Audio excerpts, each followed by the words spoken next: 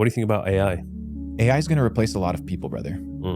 And in 2019, I had the privilege to sit down, I can't disclose the names, but with some people that were working on some top tier AI companies. And recently I had the privilege of talking to some people that are executives or high up people at OpenAI.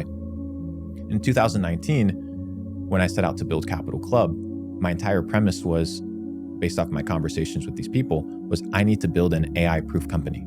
And as I sat down with these people, I said, there's two things that AI will never be able to replace: personal development and community. So AI will never be able to eat healthy on your behalf. It'll never be able to go to the gym on your behalf. And community, they'll never be able to have this, right, on your behalf. Yeah, that may be 30, 40, 50 years down the road. It doesn't really matter. It may not replace construction workers at this time. That may be 100 years down the road.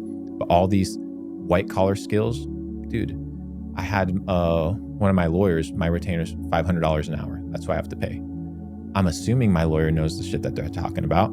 I cross-referenced that with ChatGPT, some Puerto Rican tax law, whatever.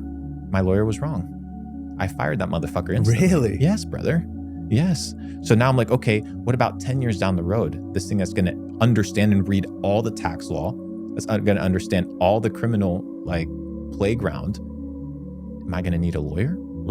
Potentially not. Am I going to need an accountant when AI can literally run my books? Most likely not. And you're seeing now with the editing softwares, right? AI is literally chopping up and editing shit instantly. Am I going to need a video editor? Oh yeah, but you're going to need a video editor for movies. Yeah, but that's short-term thinking. What about 10 years down the road? So I'm building companies of tomorrow because technology is advancing so quickly. There's a concept known as Moore's Law. I think Moore is the guy that created, I think, Dell, company Dell. Don't quote me, but I think it's Dell. And he created this concept of Moore's Law, that technology advances super quickly and it becomes cost efficient. So the processing power doubles and the cost happens every like 2 years or something like that. So stuff is ramping up and people are still going to university. People are still doing traditional jobs. Maybe fine, but 10 years, 20 years, 30 years down the road, how are you going to be positioned? So in 2019, I was like, I need to build an AI-proof company, build Capital Club, focus on developing this concept of entrepreneurs, building and scaling digital businesses and community, like this interaction, irreplaceable. Yeah. And it's playing out just according to plan. I've seen some people say it's going to become so smart that we will literally not even be able to understand it. Brother, just wait till somebody creates an AI that puts Jesus, Muhammad, the Buddha, all into one, and people start worshiping the church of AI. Just wait for it, bro. Watch it. Clip this. No. Wait for it, bro. Motherfuckers in Japan already have virtual girlfriends in the metaverse. Dude, so AI is going to displace so many people. I said it yesterday on Jordan's video when I was coming here, because it's my first time in Breckenridge, and I look forward for us to do these more often, these trips. But you know when you do like the self-tag at the airport, it makes sense, right? You don't need as many people ticketing, you use automation. But then you're supposed to take your ticket, you're supposed to now apparently bag it yourself, and you leave it on the counter for the lady to, or the guy or whoever, to basically put it on the little line that takes it away.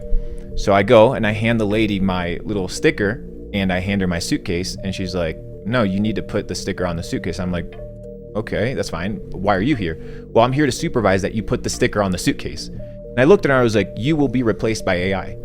And the reason I said that to her is because... You told her that? Yeah, straight up. I love It's funny. It's funny because, and it's true, she looked at me like, what? Like, she's like, wait, what? Like, didn't make sense. But I said it to her because it made sense. It made sense that the value that she provides to her company can be replaced by automation. And I think the level of intelligence that it's going to be able to have long term, not short term, I think that there's an extensive period of growth. What we're seeing right now is sort of like ground rules, and you see this automation kind of playing, because sometimes ChatGPT does some dumb stuff, right? Yeah. And it plays within the sandbox of the creator. So the creator sets the rule set, right, as to how the AI can process information and what it can't talk about or can't touch. So as they begin to expand kind of the API, or other companies begin to develop their own products, and as entrepreneurs and like us that are kind of like on more of a come up stage and not that established big organization kind of structure, which I personally don't really enjoy anyway, we can start creating, as tools become more available, we can create our own AI and train our own AI. Because if you want to compete in 2040, you think you're going to be competing with human mental power?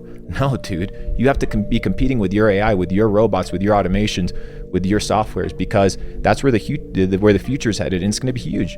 And if you're not on it, you're going to miss out. So the skill set now is not just blue collar that's going to be replaced. I think white collar is going to be replaced. Doctors, lawyers, way faster than blue collar, because it's, dude, creating, it's not just AI, but you need to create robots and machinery to power what would be manual labor. You need not only software, you need hardware.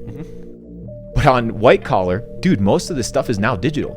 You only need software. You do not need to go into hardware necessarily. So I think a lot of these jobs are going to get just absolutely demolished. Dude, you will not need consultants anymore. You can consult the most intelligent consultant there is, right? If you teach it that way. But I think people need to start utilizing it. If not, they're going to be left behind. I think it's powerful. How do you position yourself, like short term right now, and then once things do change, how does our world still fundamentally operate? Because this could threaten capitalism. Freedom, it could threaten freedom, bro, beyond capitalism. What should people do? What's the most optimal way they can like actionably protect themselves, I guess? Yeah, so how you can participate per se in kind of like the AI revolution, we'll call it, is you need to start, if you're an entrepreneur per se, you need to start building companies of the future. Okay. Technology is accelerating so quickly that if you're building companies of today, tomorrow they'll become irrelevant. So you need to build companies of the future. You need to build companies that are going to be relevant tomorrow, and that the evergreen period before that becomes irrelevant is extensive. For example, the first introduction of the internet. If you started building products and companies when the internet started, before AI or crazy automations were introduced, you had what, 20 years, 15 years, a pretty decent gap right there to build. I think we're going to have a decade where AI is still very, that long? Okay. Yeah, for sure. Because you're talking about, but maybe I'm wrong, dude. Maybe I'm wrong. Like, we don't know the capacity that currently exists. True. And the fact that what is currently publicly available is so powerful has to be a clue that there is something more powerful out there in private Google hands, has bro. One. This is 100%, the first one that dude. got public. 100%. One of the members from Capital Club sold one of his companies for $50 million, and he was a software guy. And I asked him the same question: what do you think about AI? And he's like, dude, you have no idea. If you think what they released in the public is the actual stuff, they gatekeep 99.9% of stuff. So the amount of power that's already scary. Out there, it is scary. And if you look at, for example, BlackRock uses an AI called Aladdin to do forecasting and predictions.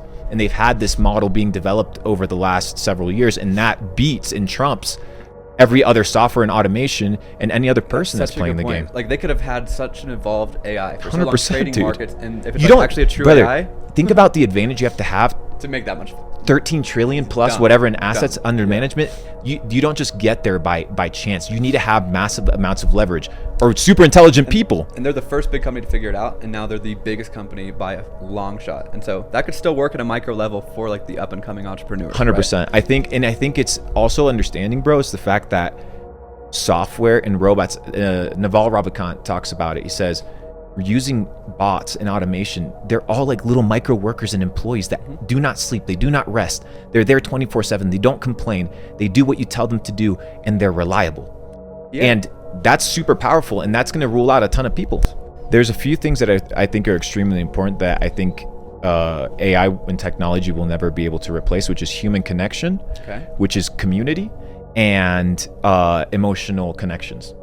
I think that like transcend momentary like happiness. I'm talking about deep relational, emotional connections. I think that these also create culture, right? Culture is dictated and created by people. And I think that there's a human factor and a human element that allows the world to go round. And even if AI is created, and yes, it learns by itself in the near future, it teaches itself, it has an origin point. And that origin point has biases, right? Because it's been created by somebody that has said it in such a way where, for example, you go to ChatGPT now and you ask for something and it says, It could tell you literally, my creators do not allow me to go beyond this border, or this is not something safe. Well, who told you that it's not safe? My creators told me that it's not safe, right? So you always have that bias in kind of preconceived data that comes in that could potentially inflict pendulum swings where AI isn't neutral, which is the ideal utopia. But I never see it really becoming neutral. If you're an 18-year-old, I think you need to be developing skills. Do social skills become more important? Yeah, bro, social skills, because now you're interacting with people, and the people that understand how the game is played, they understand that everything is built in rooms with people, right? And they are the ones that are deciding. Whether it's in 100 years that AI is going to be the deciding factor, I don't know. There's an anime called Psycho-Pass that I recommend everybody watch, and it's this AI that is like 100 or 1,000 brains of different people of society, criminals, billionaires, peasants, everything, and it forms what is supposed to be the controlled neutral mind, but it's not neutral. It's extremely biased. And in the anime, it kind of shows you that entire narrative of a credit system, of a mental check, of a daily pill that they need to consume to manage their mental level and their mood. So civilization has always flourished when the working class are subjugated and they are enslaved, and that's how you build societies. Unfortunately, societies are built on the back of slaves, and today we just have modern day slaves.